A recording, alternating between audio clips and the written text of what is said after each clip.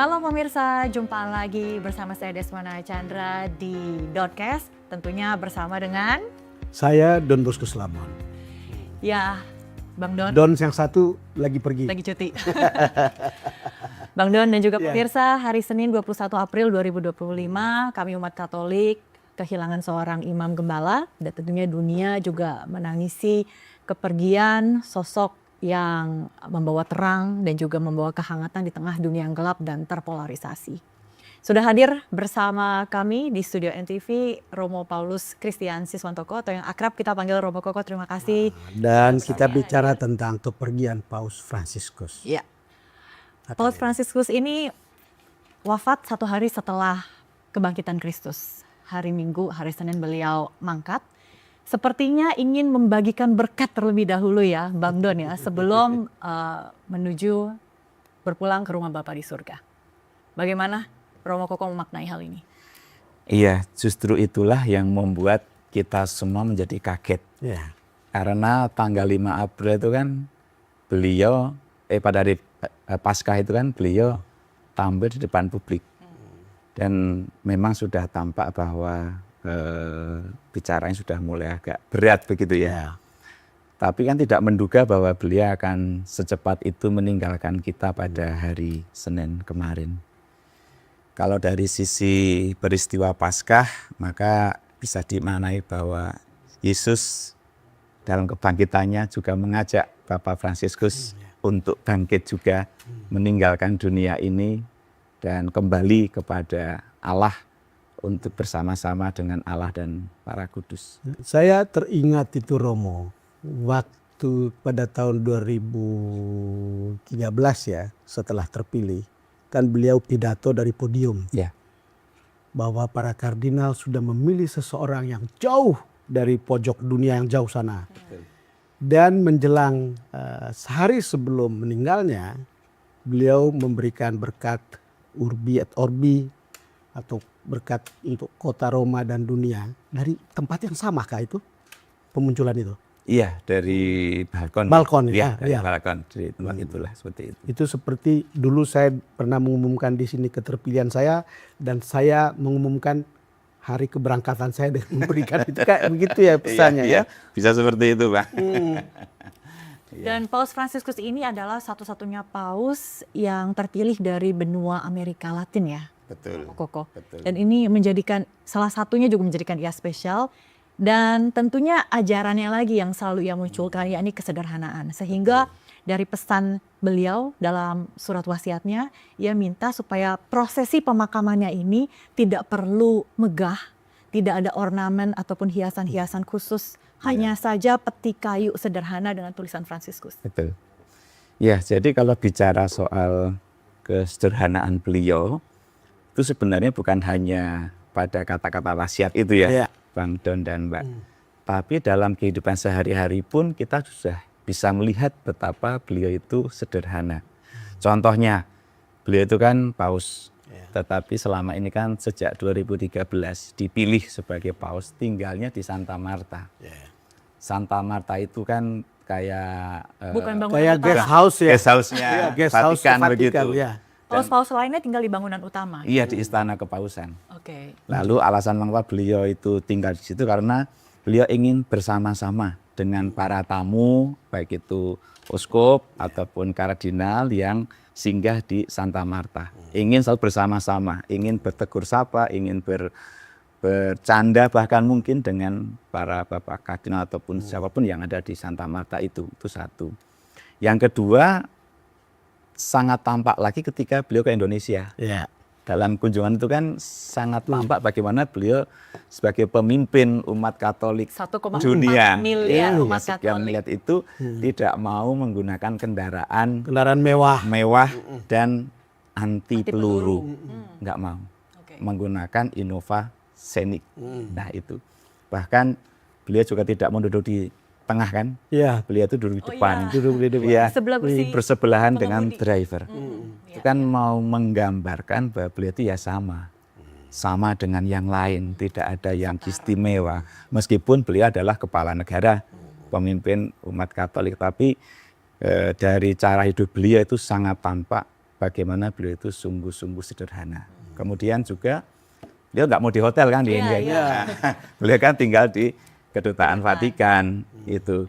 Itu juga menjadi sebuah bukti bahwa beliau tidak mau diistimewakan. Beliau ingin sama dengan yang lain, ingin menjadi bagian dari masyarakat, dari umat pada umumnya yang juga mungkin juga mengalami kemiskinan, ketidaknyamanan, hidup sederhana. Itulah yang sungguh ingin dirasakan oleh Bapak Suci dengan semangat kemiskinannya itu. Dan mungkin juga dengan nama ya Bang ya, Ya, Fransiskus. betul, Fransiskus. Itu kan diambil dari nama Fransiskus Assisi. Ya. Ya, Beliau adalah tokoh gereja yang sungguh-sungguh menghayati hidup miskin. miskin. Dan rasanya beliau Bapak Paus juga menghayati nama itu selama berapa 12 tahun, 12 tahun. kepemimpinannya, menghayati hidup sebagai pelayan dan pemimpin dengan semangat kemiskinan dan kesederhanaan. Walaupun kita menyebut beliau itu Holy Father, tapi dia merasa selalu menjadi pendosa. Oke. Bayangkan ketika diminta berkat pertama, dia justru meminta dulu umat yang hadir di situ untuk mendoakan dia. Betul. Lalu kemudian setelah itu baru dia memberkati. Peccator sum katanya. Peccator sum, saya itu pendosa. Dosa. Itu bagaimana itu, Rom? Iya. Penghayatan seorang pope seperti itu. Iya, itu memang menjadi menarik kan, namanya kan Holy sih. Iya. Bapak Suci Iya. ya, Holy Father ya. Tetapi beliau sendiri menyadari dirinya bukan pribadi yang holy, tapi pribadi yang berdosa sama dengan yang lain. Itu juga menjadi bukti sebuah kerendahan hati. Iya. Jadi memang ketika beliau tampil di balkon itu ya Bang, ketika Iya. harus dipilih, Betul. jangan lupa doakan saya. Saya. Itu kan sebuah permintaan ya, Betul. untuk seluruh umat mendoakan beliau. Yang harusnya kan kita minta beliau mendoakan gitu kan. Iya, iya. Tapi malah beliau meminta kita untuk mendoakan beliau. Tentunya sesuatu yang baru dalam kehidupan pemimpin gereja Gereja Katolik, Katolik ya. itu membawa angin segar, sesuatu yang kok begini ya, kok begini, tapi itu positif gitu loh. Mungkin dalam bahasa gaulnya beliau kok kita banget gitu. Iya. Mungkin ya bahasa sederhananya, betul. bukan sesuatu yang jauh jaraknya tidak terjangkau. Karena Paus Fransiskus ini adalah orang yang mudah dijangkau, reachable. Betul. Kira-kira begitu ya. Dan itu kan juga nggak lepas dari background beliau ketika menjadi kardinal itu kan beliau memang tinggal di sebuah apartemen yang sederhana. Iya. Setiap hari bisa bertemu dengan banyak orang. Dan juga beliau itu kan seorang imam, seorang uskup yang lebih banyak bergerak di ranah apa istilahnya pastoral ya, Pastoral. pelayanan Pelayanan, ke masyarakat. Dibandingkan dengan ya yang dosen atau Iya, yang iya, teolog iya. itu Teolog, beda. iya. Pengajar. Pengajar. Teolog di perpustakaan sama kampus. Nah, Ngajar. iya, Pak beliau kan di jalanan. Jadi secara tidak langsung beliau ingin kita meneladani perilakunya secara tidak langsung, mengubah juga wajah Vatikan ya Bang Don yang image-nya itu kaku, kemudian syarat tradisi, Hierarkis. dogma ya, kemudian sangat teratur, dan beliau ingin bahwa gereja Katolik Roma itu lebih ramah, tidak ada jarak yang terlalu jauh di antara pemimpin dan juga dengan umatnya. Iya. Ya, untuk mengubah wajah dari Vatikan sendiri, khususnya untuk Bapak Paus ini, tampak diantaranya adalah Bapak Paus memberi tempat untuk perempuan. Ya. Nah. Itu yang terbaru ya. Iya, jadi beliau itu sangat perhatian dengan adil gender ya. Jadi Vatikan itu kan selama ini kayaknya sangat patriarki. Ya. Tetapi dengan Bapak Suci almarhum ini kemudian mengangkat beberapa perempuan, terakhir suster itu untuk menjadi bagian dari lembaga tinggi yang ada di Vatikan. Tentu ini jadi sebuah terobosan bahwa seorang perempuan-perempuan boleh ikut terlibat dalam kehidupan kepemimpinan pemerintahan di Vatikan. Itu yang di pihak Vatikan. Sementara untuk yang ajaran beliau sendiri yang mengajak kita untuk tidak menjaga jarak, itu juga tampak dari ajaran beliau itu yang disebut dengan Fratelli Tutti. Ya, Fratelli Tutti. Ya. Jadi bersaudara dengan semua. Semua adalah saudara. Itu menjadi ajaran yang menurut saya menjadi penting saat ini ketika kita terdikotomi dalam berbagai macam sekat-sekat, entah agama, suku, golongan. Tapi ajaran ini menjadi jembatan yang mencoba menghubungkan sekat-sekat itu. Semua itu saudara. Tanpa pandang agama apa, sukunya apa, asal dari mana. Semua adalah sama manusia dan semua adalah saudara. Ini kira-kira juga yang menjadi menurut saya warisan paling berharga juga yang ditinggalkan oleh Bapak Paus untuk kita semua, untuk kita perjuangkan ke depan. Dan juga untuk konteks Indonesia ini sangat kontekstual ya Betul. Bang ya. Jadi kita yang beraneka ragam ini ya memang harus bersaudara, mau nggak mau.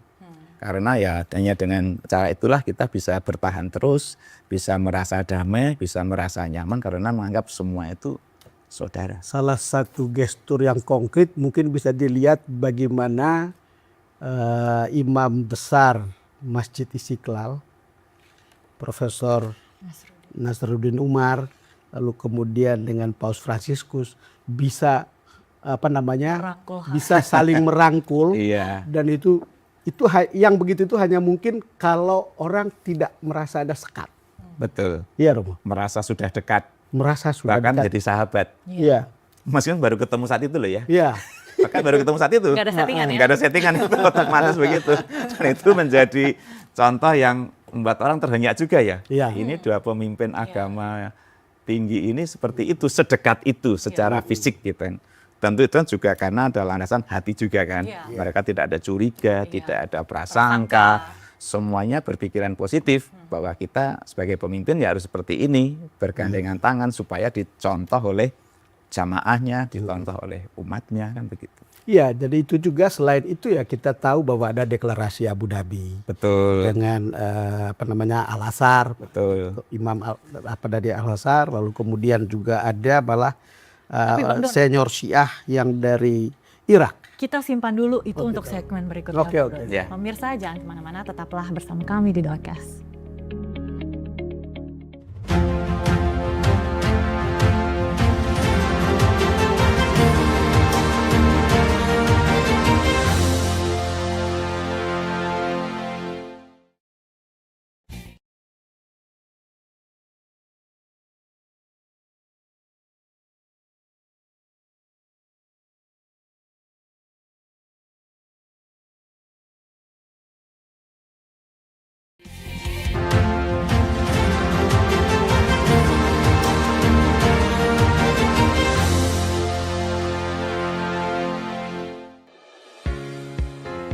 Halo pemirsa, kembali lagi di Doorcast, masih bersama saya Desmana Chandra dan Saya Don Bosco Slamet. sebelumnya tadi Bang Don sempat menyinggung terkait dengan dokumen Abu Dhabi ya. Ya, dokumen dialog antar iman ya, dialog antar iman yang betul-betul di mana Paus Fransiskus itu sangat aktif. Menunjukkan Percaya jalinan ini, hubungan iya. baik antara Kristiani dan juga dengan Islam. Ya, itu tadi hubungan persaudaraan itu. Sebetulnya kalau yang ini dokumen ini apa sih makna utamanya itu, Romo?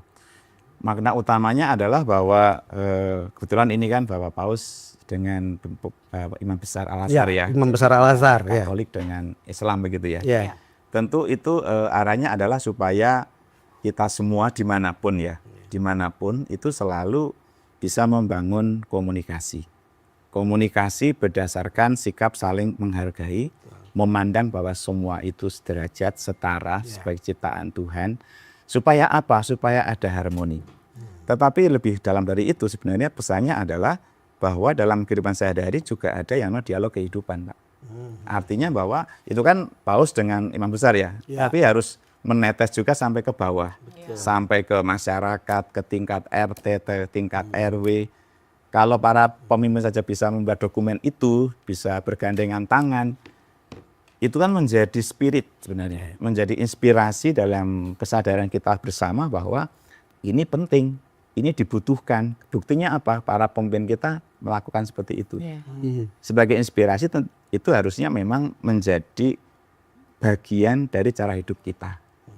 Ya, jadi kita semua yang berbeda agama ini khususnya rasanya menjadi penting untuk kemudian melihat kembali bagaimana relasi saya dengan orang-orang di sekitar kita, dengan di sekitar keluarga kita, di sekitar komunitas kita. Apa kita sudah membuka diri atau kita malah menutup diri? Kadang-kala kan ada ini, mungkin karena dari sisi kuantitatif kita sedikit kadang menjadi minder ya. Ya. Mungkin bisa juga seperti itu. Tapi Paus mengatakan kalau ingin berdialog itu nggak ada Nggak ada kompleks minoritas. nggak ada. Gitu. Yang ada ya siapa yang berani membuka diri itu pasti akan mendapatkan banyak teman. Membuka diri adalah memberi tempat bagi siapa saja dan kita juga akan dapatkan tempat itu di mana. Betul. Karena kalau kita menutup diri, kita akan terisolasi sendiri kan. Kita nggak akan punya teman. Dan itu pasti akan membuat hidup kita semakin repot. Tapi kalau kita mau membuka diri seperti Bapak Paus ini, menurut saya ini akan membuat kita menjadi bisa berjalan bersama dengan siapapun juga. Jadi kemudian itu dituangkan dalam ensikliknya Fratelli Tutti itu. Ya, di situ Dan konkretnya. Konkretnya lalu kemudian disitulah semboyan jalan bersama. Jalan bersama di situ itu. Jangan jalan sendiri-sendiri. Mencapai puncak bersama. Iya. Jangan jalan sampai ada bersama. eksploitasi, ada orang yang mau jalan bersama-sama tapi kemudian duluan ada yang lain sampai di puncak. Iya, betul. Jadi perdamaian dunia itu hanya bisa dicapai kalau setiap dari elemen dunia itu memahami perdamaian, begitu kurang lebihnya ya. Memahami dan menghidupi, Mbak. Dan menghidupi. Karena Tidak hanya damai memahami, aja, guys, semua tidak orang paham. Dieksekusi ya. Semua orang bisa paham damai itu apa, tapi menjadi pembawa damai, menjadi inisiator, menjadi yang berani memulai untuk membangun relasi hidup damai itu yang tidak semua orang bisa loh. Karena mungkin ada ketakutan, ada kekhawatiran, ada prasangka buruk. Jadi mau melangkah itu menjadi ragu-ragu. Hanya orang yang punya prasangka baik yang membuat itu bisa diterima. Iya betul. Dan kalau kita lihat ya kunjungan Paus selama ini kan beliau sudah mengunjungi 58 negara, salah selama 12 tahun menjadi Paus. Itu kalau saya lihat-lihat itu memang ada banyak tempat-tempat di mana umat Katolik nggak banyak. Iya. Itu dikunjungi oleh beliau. Ya di samping untuk menguatkan iman umat Katolik di negara-negara itu, tapi juga beliau ingin memberikan teladan. Loh, kami itu yang seperti ini kecil tapi kalau mau bergerak, mau berjalan, mau melangkahkan kaki, itu bisa hidup harmonis dengan siapapun juga. Gitu, Mbak, kira-kira. Oke. Jadi penghargaan, Mona. Iya, silakan, Bang. Jadi penghargaan terhadap sesama, kan itu kemudian dalam sebuah kasus itu menimbulkan kesalahpahaman. Ketika misalnya Paus itu bertemu dan ditanya apakah ada gay lobby di Vatikan. Paus memberikan jawaban yang sangat mengejutkan. Saya kutip saja. If a person is gay and seeks God and has goodwill, who am I to judge? Ya. Kira-kira begitu ya. Iya. Karena kemudian kan orang merasa seolah-olah, oh ini dukungan terhadap pernikahan sesama jenis. Tolong Romo Koko clarify yang Jadi begini. polemik juga ya. Iya. Supaya tidak Ketika jadi polemik memberkati yang tidak. Iya. Pernikahan. Yang pertama saya memahami bahwa Bapak Paus itu mengatakan bahwa semua orang adalah ciptaan Tuhan. Betul. Dan itu baik Adanya. Itu kan itu satu. Kalau begitu, siapa yang berani atau bisa mengadili? Itu kan. Nah, kalau semua itu baik adanya, maka perlu dijaga dan dirawat. Itu berarti harus hidup saling mengasihi tadi itu. Yang menjadi polemik adalah ketika kemudian seakan-akan Paus merestui pernikahan sejenis gitu ya. Padahal yang dimaksud adalah bahwa siapapun itu, entah gay entah bukan, itu berhak didoakan. Berhak didoakan. Berhak didoakan. Berhak mendapat berkat. Tapi tidak berhak untuk disahkan dengan berkat. Nah, Berkat untuk pernikahannya kah atau berkat untuk apanya, Romo? berkat dari Tuhan untuk orang itu. Oke. Tapi bukan berkat untuk Atas pernikahan. pernikahan. Bukan Oke. berkat untuk pernikahan. Karena memang kalau pernikahan itu Gereja Katolik mesti menolak. Nggak akan pernah menerima, mengizinkan sesama jenis. pernikahan sejenis. Karena sifat dari pernikahan Katolik adalah Antara monogami, seorang seorang laki-laki dengan seorang perempuan. bukan seorang laki-laki dengan beberapa perempuan. Nah, ya poligami atau poliandri, Iya. atau sesama laki-laki atau sama enggak. Konsepnya jelas. Pernikahan Katolik adalah seorang laki-laki dengan seorang perempuan dan tidak dapat dipisahkan kecuali dengan Maut. atau kematian. Jadi jelas. berkat dalam arti doa ya, Iya, doa. bukan mengesahkan, bukan meresmikan, dilakukan oleh bukan pastor melegalisasi, sebelum- iya, iya. tapi itu lebih ke soal ya kayak saya mendoakan anak-anak. Iya. Ya. Saya ketika saya memimpin Ekaristi di gereja, Iya. ada suami istri datang, saya doakan. Ada kakak beradik laki-laki 2, saya doakan. Sebatas itu, bukan dalam arti memberkati sebagai sebuah institusi keluarga. Sekarang kita beralih ke Laudato Si, Ya, Romo Koko. Karena ini kan tadi Fratelli Tutti, lalu kemudian Laudato Si yang adalah ensiklik yang melihat bumi itu bukan lagi objek eksploitasi, betul. tapi itu sesuatu yang hidup, Ya. di mana kemudian kita juga harus merawat, kira-kira begitulah. Betul. Apa yang bisa dijelaskan dari sini, Romo Koko? Paulus mengajak kita untuk menyadari bahwa bumi rumah bersama, Bang. Rumah bersama. Rumah bersama semua orang dari segala suku, rumah bersama juga untuk makhluk-makhluk yang lain, hewan, tumbuhan. Itu semua rumah kita bersama di bumi ini. Kalau rumah ini rusak, satu atau sedikit saja, maka itu akan terganggu semua. Gitu kan. Dan yang kedua, kita diajak untuk menyadari bahwa kehidupan kita itu kan didukung oleh alam. Iya. Kita nggak bisa hidup tanpa alam. Makanan, minuman, semua kan dari alam. Oksigen, matahari dari alam. Kalau alamnya rusak, kita juga menderita. Yang menderita bukan hanya kita, tapi juga generasi kita yang akan datang. Dengan ajaran ini, Paulus mengajak kita untuk memikirkan juga masa depan manusia 10 tahun, 20 tahun yang akan datang. Tidak hanya untuk keselamatan kita sekarang, tapi justru beliau ingin kalau kita mewariskan kepada generasi yang akan datang, kita harus mewariskan ya alam yang baik, alam yang masih produktif, alam yang bisa memberi penghidupan, alam yang bisa menjanjikan, sehingga anak cucu kita nanti ya bisa sejahtera. Dan kita diajak juga untuk ini, Bang, ya kita harus sadar bahwa alam itu kan rusak. Ya. Tapi kan penyebab kerusakan itu kan paling banyak manusia ya. Keserakahan industri. Keserakahan. Meskipun juga alam bisa rusak karena alam kan banjir, gunung meletus, kan alam rusak. Tapi alam ini rusak kan sebagian besar oleh keserakahan manusia. Maka Paulus mengajak ya sudah kita harus bertobat. Maka ada istilah pertobatan ekologis. Pertobatan ekologis, dan menarik memang membaca Laudato Si itu seperti ini tidak menggurui. Iya. Ini tidak menggurui dan menyadarkan kita tentang alam ya betul-betul harus bersama kita. Betul. Itu luar biasa. Sampai kemudian itu terasa bukan pidato politik lah. Ya. Itu bukan sebuah surat politik. Ya kira-kira gitu Romo ya. Dan itu menurut saya juga merupakan ciri khas dari beliau. Karena beliau kan orang pelayanan, Betul. maka bahasanya itu bahasa lugas. Betul. Bahasanya mudah dimengerti, Tidak teoretis. pendek-pendek, Iya. dan sangat mengumat ya, memasyarakat itu bahasanya.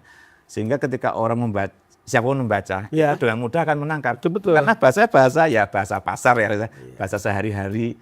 Sehingga anak remaja, orang tua pun, oh artinya begini ya, lebih mudah. Jadi dia melihat faktanya.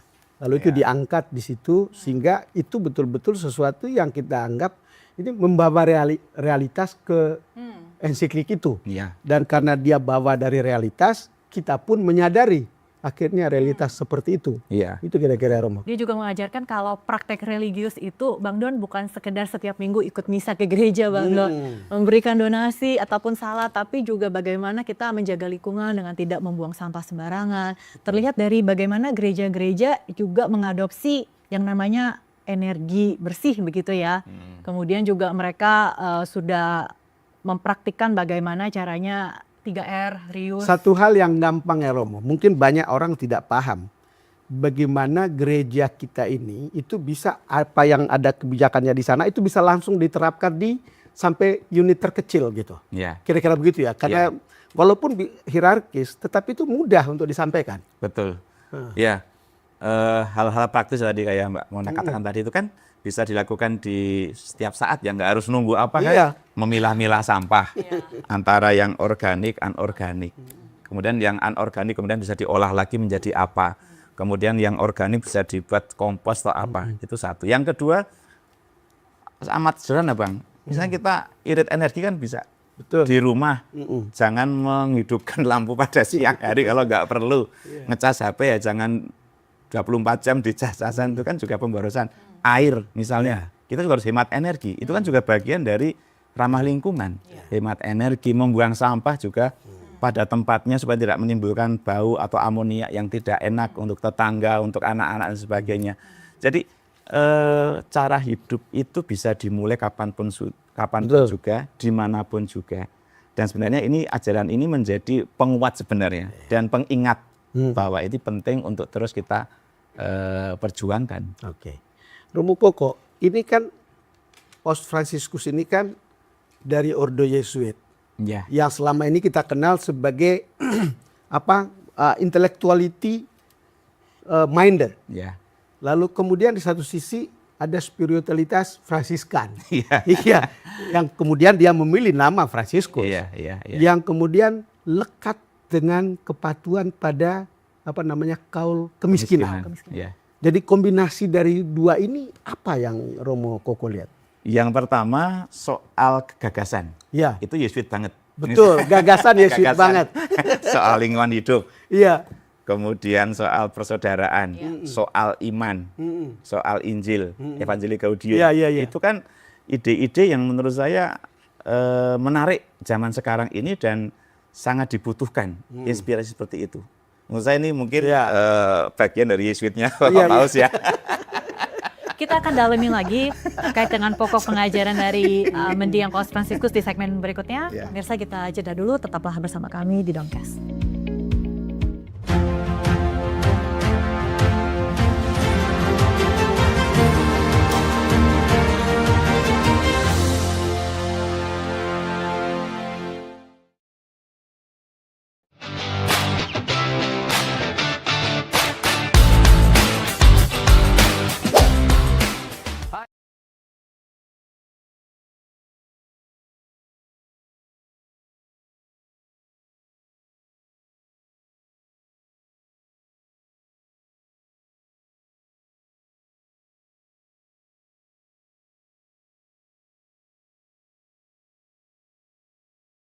Roni Pangemanan.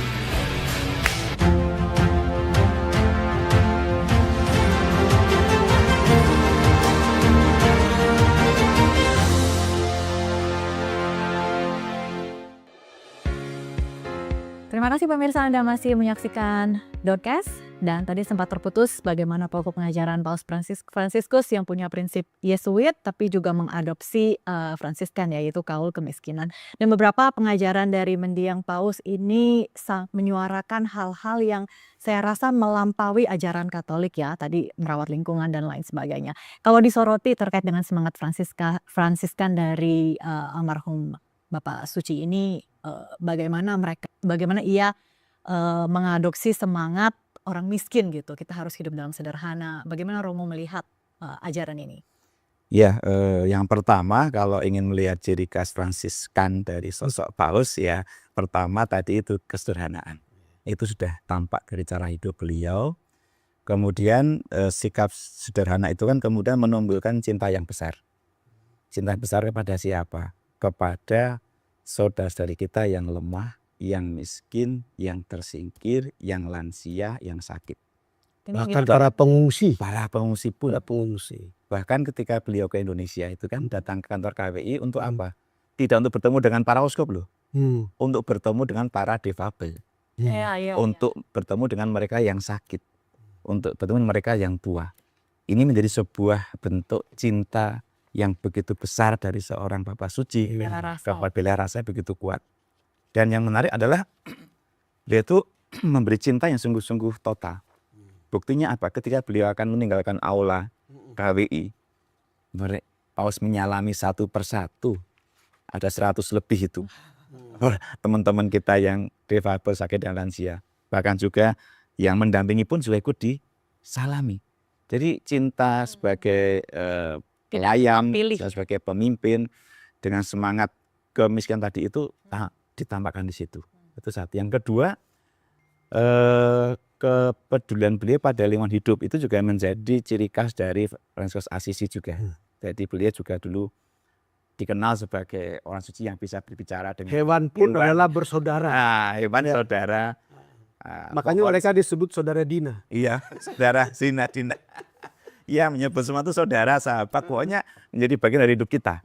Dan itu juga dihayati oleh Paus kita ini dengan tadi itu, dengan adanya ensiklik Laudato Si dan Laudato Deum yang terakhir untuk semakin mempertajam Laudato Si itu menjadi satu bentuk bukti bahwa memang beliau ya mencontoh Bapak Fransiskus Assisi untuk hidup dan kepemimpinan beliau. Dan salah satu contoh itu adalah ketika beliau membuat misa di pantai, salah satu pantai di Italia untuk para pengungsi, Iya. Lampedusa, Italia. Dan di situ para pengungsi dari Eritrea 360 orang tercatat ya. Lalu banyak yang tidak sampai di pantai. Dia menggunakan altar pakai sampan yang kecil yang sudah rusak di situ, jadi altar, dan dia bikin misa di situ sebagai seorang paus. Tanpa kemegahan apapun. Nah, sangat sederhana kan di pinggir pantai dengan apa adanya. Tapi yang jelas beliau hadir untuk orang-orang yang Jiwa-jiwa. Iya, orang yang migran, terpinggirkan, kayak gitu itu. Oke, bagaimana Bapak Paus ini sangat dekat dengan umat, bahkan yang paling dasar sekalipun, unit terkecil sekalipun, itu juga karena beliau sangat menyoroti hal-hal yang terjadi di sekitar kita ya, seperti contohnya mungkin konflik di Gaza. Bagaimana Bapak Paus terus menyuarakan perdamaian, hentikan, lakukan gencatan senjata dan lain sebagainya. Ya, sebelum ke situ saya masih ingat, ini sangat menarik ini, Mona, doa Paus waktu di Lampedusa itu. Kami telah kehilangan rasa menangis. Kami telah membiarkan budaya kematian menjangkiti nurani kami. Ya Tuhan, ampunilah kami. Ya. Itu sangat menyentuh doanya. Dan menurut saya ini kan juga persoalan yang ada di Indonesia. Mestinya harus dilihat. Ya, migran. Berapa ribu Orang orang yang- Indonesia yang bekerja di luar negeri dan tidak semua Dan mengalami seperti ini. betul mengalami penderitaan, mengalami hidup tidak nyaman. Apa yang diimpikan ketika berangkat dari Indonesia itu kadang-kala tidak seperti Sesuai dengan impian mereka. mereka harus menderita, sengsara dan sebagainya. Itu yang ke luar negeri. Tapi juga ada yang mereka berpindah antar pulau juga banyak. Para pulau. Iya, untuk bekerja di daerah lain. Maka ini juga menjadi perhatian kita sebagai umat Katolik pada khususnya dan semua orang beriman untuk memberi perhatian lah. Ada human trafficking. Ada itu, apalagi ada perdagangan manusia seperti itu yang sudah manusia dianggap seperti barang dagangan yang dihargai dengan harga tertentu. Itu kan sebuah perendahan martabat manusia. Padahal manusia kan itu tak ternilai harganya karena ciptaan Tuhan yang paling mulia, paling dicintai, tapi dihargai seperti barang dagangan. Lo mau meneruskan apa yang tadi sudah ditanyakan sama Mona. Ini kan Pope ini banyak sekali bersuara tentang menghentikan perang antara Ukraina dan Rusia. Betul. Lalu kemudian juga menyuarakan untuk menjamin hak-hak rakyat Palestina. Betul. Kalau Romo melihat seruan atau langkah-langkah Paus Fransiskus yang ini gimana? Iya, tentu yang pertama kita lihat beliau sebagai pemimpin spiritual, Ya. pemimpin umat Katolik. Memang beliau selalu menyuarakan suara-suara kenabian, suara-suara untuk menghentikan kekerasan, suara-suara untuk menghormati kehidupan dan martabat semua umat manusia. Jadi dari sini jelas bahwa beliau ingin mengajak dunia ini menjadi lebih tentram, menjadi lebih damai, menjadi lebih baik. Meskipun kadangkala suara beliau juga nggak didengar juga, karena Karena minoritas Karena- ini ya. enggak, karena ada kepentingan yang jauh lebih gede gitu kan, sehingga suara beliau kadangkala Meredam. Ya. tapi bahwa beliau tetap bersuara. Iya. Ya. Suara kenabian di zaman modern seperti ini dibutuhkan menurut saya. Kalau semua diam akan semakin buruk. Iya. Orang yang bersuara aja masih tetap buruk, apalagi tidak bersuara. Maka ini juga menjadi satu contoh bagi kita semua agar di tengah hiruk pikuk kehidupan kita yang diwarnai dengan berbagai macam persoalan, entah itu kekerasan, entah itu kerusakan alam, entah itu perendahan martabat manusia, kita diajak untuk berani bersuara. Iya. Menyuarakan suara kenabian dengan mulut tapi juga dengan contoh. dengan teladan. Tadi kan Bang Don sudah mencontohkan bagaimana Bapak Paus memberi contoh menjadi sahabat bagi orang-orang migran. Demikian itu juga suara kenabian. Ketika suara sudah tidak didengar ya harus bertindak kan. Ya. Nah, lalu beliau memberi contoh seperti itu. Dan kalau hal ini dibuat bersama-sama oleh semua orang berkehendak baik di negara tertentu. Semua orang yang berkehendak baik. Ya, semua orang berkehendak Jadi baik. kalau berkehendak baik itu melampaui batas-batas agama Apapun semuanya sama, punya keinginan baik untuk menolong, untuk membantu, untuk meringankan beban orang lain, maka memang perlu untuk bersatu. Karena kalau berkehendak baik tapi nggak bersatu juga terpecah-pecah. Justru Paulus mengajak, yuk kita berjalan bersama itu deh. Berjalan bersama orang berkehendak baik untuk mengaturut berpartisipasi, membuat tata kehidupan kita ini jauh lebih nyaman, jauh lebih enak, jauh lebih happy, jauh lebih membawa harapan bagi kita maupun bagi anak-anak yang membawa kegembiraan itu kan. Dan beliau sangat aktif sekali bersuara terkait dengan tadi perdamaian, menolak kekerasan dan perang. Apakah dari kacamata almarhum beliau melihat dunia ini sangat-sangat kacau sampai harus terus menyuarakan itu? Meskipun tadi ya jarang didengar, kemudian tapi kan beliau tetap menyuarakan hal tersebut. Iya, mungkin ini menjadi mimpi ya belum terwujud kali ya. Sampai Bapak Paus meninggalkan kita. Mungkin beliau juga punya mimpi supaya selama beliau menjadi Paus ada perubahan yang lebih signifikan. Tapi mestinya kan perubahan itu kan bisa sampai ke tingkat bawah sebetulnya, karena gereja juga kan ada di bawah. Iya. Jadi mestinya untuk bagian-bagian tertentu itu bisa jalan kan? Iya, memang diharapkan gereja-gereja itu juga menjadi perpanjangan tangan suara dari Bapak Paus yang bersuara lah. Kami ini harus usahakan kan begitu di tingkat dimanapun kita diutus kan. Tapi kekacauan itu terlalu besar sampai langkah-langkah kaki dan tangan itu tidak terasa begitu ya, Romo? Iya, tapi gini saya menangkap bahwa gini, Paus itu kan mencermati soal kekerasan. Iya. Dan selama ini kan polanya kekerasan diatasi dengan kekerasan. Iya.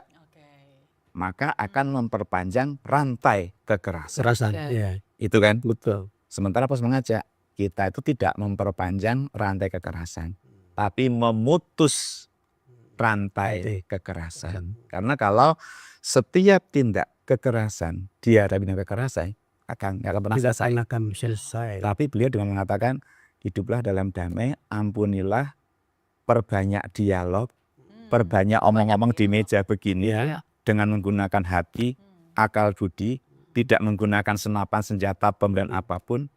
Itu menurut saya ya, pesan itu untuk memutus rantai kekerasan entah itu dimanapun.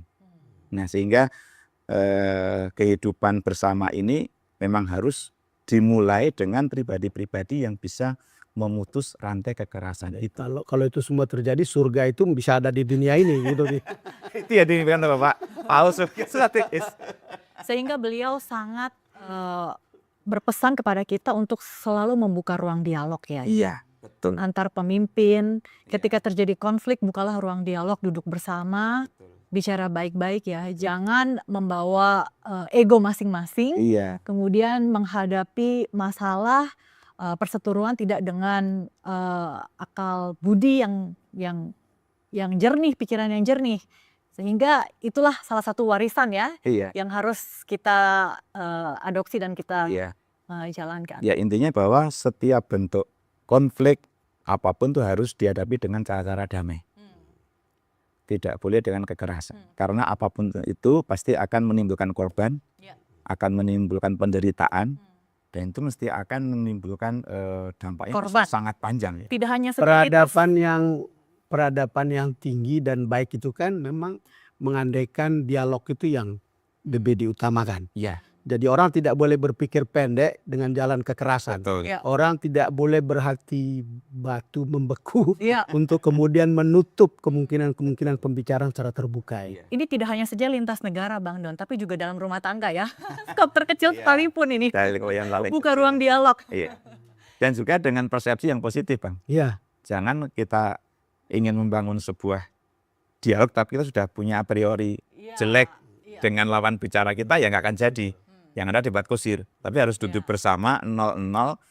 Aku mendengarkan engkau mendengarkan aku.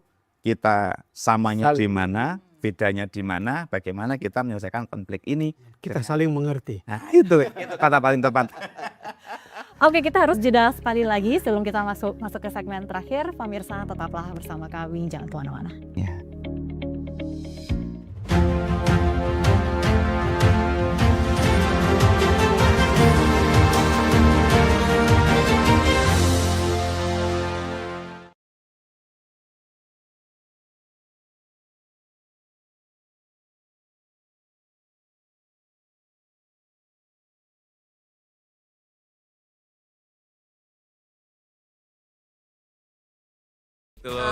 Baru kayak, jangan.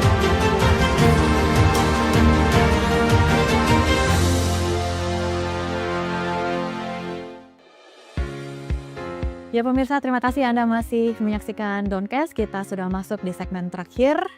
9 hari ke depan ini kita masuk dalam masa berkabung. Tadi kita juga sudah ada liputan ya di Kedutaan Besar Vatikan. Ini membuka pintu bagi umat yang ingin yang berduka, yang ingin berkabung. Kemudian juga akan diadakan misa arwah begitu ya, Romo Koko di Katedral Jakarta. Hari Kamis. Jadi selama ini kan masa yang disebut sebagai sede vacante. Jadi Paus belum ada yang baru, masih akan punya 9 hari berkabung. Lalu kemudian setelah 15 hari baru konklav menjadi memilih yang baru. Kalau di Indonesia, gereja-gereja itu kan menyelenggarakan misa requiem ya, betul? Misa arwah. Hari ini misalnya. Ya, jadi memang kemarin ketika memberi pernyataan resmi, Ketua KWI, Monsinyur Anton Subianto mengatakan supaya masing-masing keuskupan silahkan membuat doa atau misa requiem untuk mendoakan Bapak Suci Fransiskus. Ya. Kemudian yang kedua, untuk doa atau misa bersama itu memang akan diselenggarakan di Katedral Jakarta tanggal hari Kamis nanti jam 18 sore dan dipimpin oleh Bapak Duta Besar Vatikan, Duta Besar Vatikan Indonesia. Jadi kami juga mengundang para Pak Uskup yang waktu yang memungkinkan untuk bergabung misa di katedral. Kalau enggak ya silahkan misa bersama dengan umat di keuskupan masing-masing. Oke. Nah selama ini nanti kemudian kan pasti sudah ada persiapan. Kardinal Suharyo kan akan ke Roma, Vatikan kan? Iya, iya. Kapan berangkatnya? Kalau tidak salah itu hari Sabtu nanti. Oh, hari Sabtu. Kalau tidak salah ya. Untuk mengikuti tahapan konklav tadi ya. Ya paling untuk melayat yang paling Melayat dulu. lalu kemudian diteruskan. Ini yang menarik Bang Don, kebetulan tahun 2024 itu juga ada film ya di media OTP Bang Don. Judulnya Konklav juga. Oh, konklav. Iya. Nah itu tidak hanya saja umat Katolik gitu ya, tapi cukup ramai ya karena juga jadi salah satu yang memenangkan banyak sekali penghargaan. Nah itu menceritakan bagaimana kehidupan di balik Istana Vatikan yang megah dan juga tentunya proses daripada konklav ini. Iya. Itu filmnya benar nggak sih Romo, penuh dengan intrik dan kepentingan di antara serta para kardinal? Iya.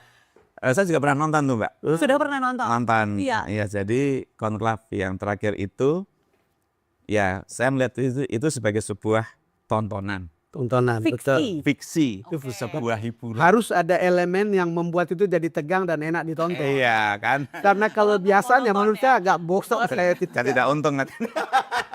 Nggak jadi box office ya? Iya makanya itu. Ya, menurut saya itu hanya sebagai sebuah hiburan. Iya. Hiburan tentang pemilihan paus. Bukan konklav Bukan. seperti sejatinya gitu. Betul. Bukan konklav seperti itu, bukan. Karena saya tahu ya, itu kan mesti akan dimulai dengan doa. Itu paling penting adalah para Bapak Kardinal mesti akan masuk dalam suasana doa, menenangkan hati, mohon petunjuk kepada Tuhan dalam suasana hening, tidak diganggu oleh apapun dari luar, supaya memang betul-betul hatinya itu fokus dan bersih jernih dari untuk acara besar pemilihan paus itu. Doa itulah yang kemudian penting untuk menghindari yang namanya intrik, konflik dan sebagainya. Karena kan memang semua itu kan kita percaya itu adalah bimbingan Roh Kudus ya, Iya. Bang. Sehingga memang itu para kardinal tentu akan memohon penyelenggaraan Tuhan, kuasa ilahi untuk memimpin pikiran, memimpin hati sehingga pilihannya nanti itu betul-betul sesuai kehendak Tuhan dan betul-betul dapat membawa hal-hal yang baik bahkan kemajuan untuk gereja Katolik di dunia. Jadi Jadi dia akan membuat pilihan itu mengosongkan diri sendiri, tidak punya konflik of interest, dan betul-betul berdasarkan doa. Dia harus mendoakan itu untuk bisa memilih seseorang yang tepat. Ya, Oke. dengan doa itu. dengan Oke. doa. Jadi kardinal dari seluruh dunia akan diseleksi dan mengikuti proses tahapan konklaf itu ya, Romo? Iya, jadi saat ini kan ada sekitar 252 Kardinal. gitu kan. Lalu yang berhak dipilih dan berhak memilih itu hanya para bapak kardinal yang berusia 80 tahun Ke bawah. Ke bawah. Ya. Jadi kalau sudah over nggak bisa lagi. Nggak bisa punya hak. Menyisakan berapa kardinal yang menjadi Sekitar kandidat? 130-an Oke. yang Oh ya? iya, yang Yang akan memilih hanya tinggal 130-an. iya Tengahnya sekitar ya. iya kita Akan, sejauh saya baca segitu. Jadi itu mereka yang nanti akan mengadakan konklav, mengadakan apa itu istilahnya apa ya, pemilihan sehari 2 kali, pagi dan sore. Ah, Dan setiap kali sesi selesai pasti ada asap, pembakaran kertas kertas suara. suara. Kalau hitam artinya belum kepilih. Kalau putih dan lonceng berbunyi, nah itu berarti ada sudah baru. berarti Oke. begitu. konklaf berarti dalam itu bahasa Latin ya, Romo ya. Kalau diterjemahkan kan artinya dengan kunci. Artinya proses ini sangat rapat, tertutup dan ketat. Kenapa tidak transparan? Tradisi begitu. Ya. Dan juga Sudah ribuan tahun ya. iya ribuan tahun dan tadi itu yang penting kan mereka memilih dengan hati ya, Iya. dengan doa. Maka butuh situasi, suasana yang memang betul-betul lepas dari intervensi luar apapun itu. Supaya memang betul-betul para bapak kardinal itu bisa berhubungan dengan Tuhan secara personal, kemudian dari situ memutuskan menulis siapa. Bagi yang tidak dengar penjelasan Romo nih Bang Don, kalau hanya nonton doang, pasti mikirnya wah ini berdasarkan kepentingan, haus akan kekuasaan. Dan sangat kental aroma politisnya. Iya, betul. Itu di film itu. Di film seperti itu ya. Iya. Ya itu karena itu orang menonton. Kalau tidak diceritakan begitu tidak nonton dia. Tidak menarik. Kalau tidak begitu. betul. Jadi ini kemungkinan konklav itu bisa cepat, bisa lama ya. Biasanya Iya. berapa lama, Romo, proses tahapan konklaf ini sampai ada asap putih? Ya tergantung di dalam Iya. kalau Sistina itu. Oh, Kalau ada langsung tenggat waktunya. bisa 3 hari kan itu sehari 2 kali. 2 kali. 2 kali sidang ya, 2 kali pemilihan ya. Oke. Iya, tergantung di dalam sebenarnya. Sekarang orang bicara giliran Afrika atau Asia. Karena Amerika Latin sudah Amerika, dan kebanyakan dari Amerika benar iya, dan iya. ya, sekitarnya. Apa pengaruh pikiran seperti ini masuk di dalam ruang konklav?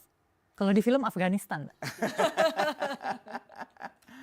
Saya nggak bisa membayangkan ya, Iya. seandainya itu muncul dalam konklav gitu, kemudian harus ada kayak giliran, Ya. kapan Eropa, kapan Iya. Amerika, kapan Afrika. Sebenarnya itu menurut saya sudah menciderai dari Iya. semangat konklav sendiri menurut saya. Karena kan yang namanya doa itu kan nggak mandang dari mana. Betul. Siapapun nanti yang terpilih itulah yang sudah yang Who's the terbaik. best ya. Ya, jadi mau dari manapun, siapapun, kalau itu hasil dari proses yang baik, proses penuh iman dalam konklaf, menurut saya harus diterima. Oke, tapi Romo yang saya baca ya, 2/3 dari kardinal saat ini diangkat oleh Pope Francis. Nah, artinya apakah calon-calon kardinal ini akan meneruskan visi dan juga karena kan votingnya itu harus 2/3 ya dari total keseluruhan kardinal. Dan tentunya pasti yang dipilih oleh Bapak Paus sendiri kecenderungannya akan meneruskan visi dan kerja beliau ya. Saya sih meyakini bahwa nanti Paus yang terpilih punya visi misi sendiri. Punya visi sendiri. Ya. Oke. Bahwa yang sudah baik Ya. dari Bapak Paus Fransiskus itu mesti akan diteruskan. Oke. Tapi yang ke depan mesti ada tantangan baru, persoalan baru, visi-visi yang mungkin akan beliau canangkan ketika terpilih. Mungkin ada irisan yang sama, di mana Paus ini akan meneruskan yang sudah dimulai oleh Bapak Fransiskus. Tapi mungkin juga dengan perspektif beliau ingin buat pembaharuan juga nggak apa-apa. Kan sama kan ada paus yang konservatif, ada paus yang liberal, ada paus yang tradisional. Nah itu nanti tinggal kita melihat bagaimana paus itu nanti. Tapi menurut saya memang nggak bisa lepas penuhnya Mbak dari Bapak Suci, bukan karena dipilihnya, tapi karena hal-hal baiknya yang sudah diwariskan oleh beliau. Kita tunggunya itu asa putih gitu. Habemus papam. Habemus. Iya. Kita sudah punya paus. Iya. Oke. Dari pandangan Romo, terakhir nih Romo, melihat kondisi global saat ini, kira-kira kriteria untuk calon paus yang ideal sesuai dengan tradisi gereja itu yang seperti apa? Menurut saya yang pertama memiliki kepedulian ataupun tetap menjaga tradisi gereja. Karena ini yang selama ini kan menjadi istilahnya dirongrong dari banyak sisi dengan perkembangan zaman ya menurut saya. Yang kedua, memang saat ini perlu memikirkan gereja untuk kaum muda ya. Kaum muda ini kan gereja sepi ya. Kan sekarang banyak sekali anak-anak muda tapi kan kurang begitu aktif. Aktif di gereja. Maka mungkin perhatian pada anak-anak muda menjadi penting supaya anak-anak muda itu menjadi bagian dari gereja Katolik Indonesia, gereja Katolik dimanapun, dan menjadi pembaharu-pembaharu yang bisa membawa gereja semakin maju, semakin sesuai perkembangan zaman, tapi tidak menghilangkan identitasnya sebagai gereja Katolik. Artinya ya yang bisa menjaga iman tradisi, tapi juga yang bisa menyesuaikan perkembangan zaman. Artinya gereja tidak terjebak pada relativisme kan? Iya, betul. Tetap memegang nilai-nilai yang selama ini dimiliki oleh gereja, tapi juga menghayati nilai itu sesuai dengan konteks zaman. Sekarang pertanyaannya, apakah, kan pertanyaan awam ini Romo, para kardinal ini melihat semua konteks dari masing-masing tempat mereka berada, lalu kemudian itu berpengaruh pada cara mereka memilih konteks dunia dia sekitar dia dan konteks global. Kemungkinan seperti itu iya Bang, karena kan mesti beliau berpikir tentang apa yang mereka alami kan, yang kemudian mengharapkan pos nanti itu bisa turut mengatasi masalah yang ada di tempatnya itu.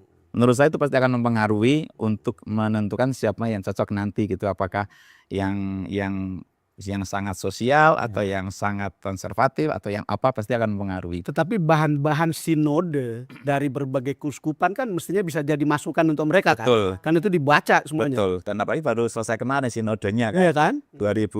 2021-2024 dan itu melibatkan seluruh Sinode itu melibatkan seluruh keuskupan di seluruh dunia ya. dunia. Untuk melihat tantangan gereja.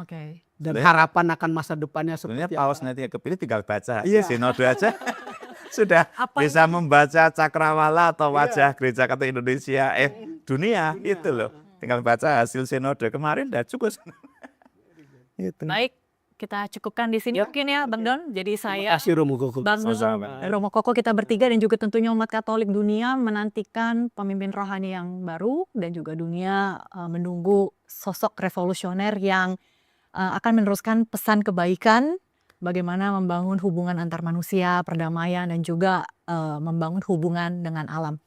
Terima kasih Bapak Paus Fransiskus yang telah mengajarkan kita teladan menjadi suluh dalam kegelapan, hidup dalam damai dan cinta kasih. Terima kasih Romo Koko yang telah berbagi cerita dengan kita semua di sini. Terima kasih Mbak, masih Bang Don. Ya, terima kasih Romo Koko. Ya. Sekian Doncast kali ini, saya Desmona Chandra. Saya Don Bosco Selamat. Kami pamit undur diri, kita jumpa lagi di Doncast selanjutnya. Sampai jumpa.